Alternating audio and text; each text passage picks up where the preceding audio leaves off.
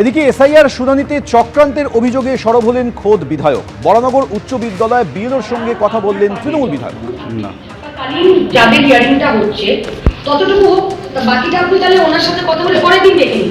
পরের দিন অলরেডি না ম্যাডাম, বিএলওর অ্যাবসেন্সে কোনো ভোটারের হিয়ারিং কিন্তু হবে না। হ্যাঁ ঠিক আছে, কিন্তু পরে ওনার পার্সোনাল প্রবলেম আছে, উনি চলে যাচ্ছেন, সেটা ঠিক আছে, কিন্তু বিএলওর অ্যাবসেন্সে ভোটারের হিয়ারিং যেন না হয়। আজকেই করতে হবে, কারণ হ্যাঁ তাহলে আপনি ওনার সাথে কথা বলুন। 100-150 করে শিডিউল করা, আমি বুঝতে পেরেছি, কিন্তু তাহলে কিন্তু এটা কিন্তু একটু দেখতে হবে যে যেন বিএলওর অ্যাবসেন্সে কোনো ভোটারের হিয়ারিং না হয়।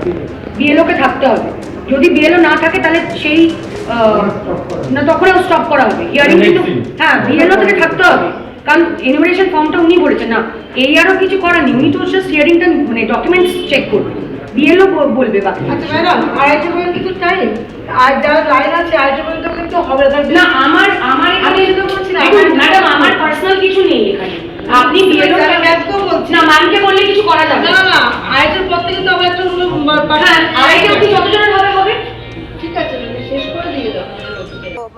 এসআইআর শুনানিতে চক্রান্তের অভিযোগে সরব হয়েছেন খোদ বিধায়ক। বরানগর উচ্চ বিদ্যালয়ে বিএলওর সঙ্গে কথা বলেন তৃণমূল বিধায়ক। ব্যারাকপুর প্রশাসনিক ভবনে এসে অভিযোগ দায়ের করেন বিধায়ক সায়ন্তিকা বন্দ্যোপাধ্যায়। আধিকারিকের সঙ্গে দেখা না হওয়ায় ক্ষোভ প্রকাশ করেন সায়ন্তিকা বন্দ্যোপাধ্যায়। 5টায় আমাদের আসলে সবাই মিলেই এসছি আর কি, তো হিয়ারিং চলছে, এই সময় আপনাকে না পেলে কি করে হবে বলুন তো।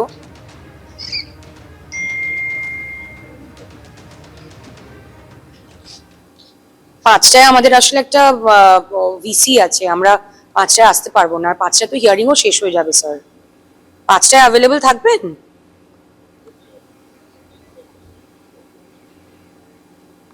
বারাসাতে? ঠিক আছে, আমি জানাচ্ছি আপনাকে, আজকে আমার 5টায় হবে না, কিন্তু ওই হিয়ারিং এর সময়গুলো একটু আপনাকে অ্যাভেলেবল পেলে আমাদের সুবিধা হবে। হ্যাঁ কালকে আপনি ফ্রি থাকছেন, কিন্তু ইস্যুটা তো আজকে স্যার, একদিন করে তো হিয়ারিং এর ডেটগুলো বেরিয়ে যাচ্ছে না স্যার, সেটাই অনেক কটা।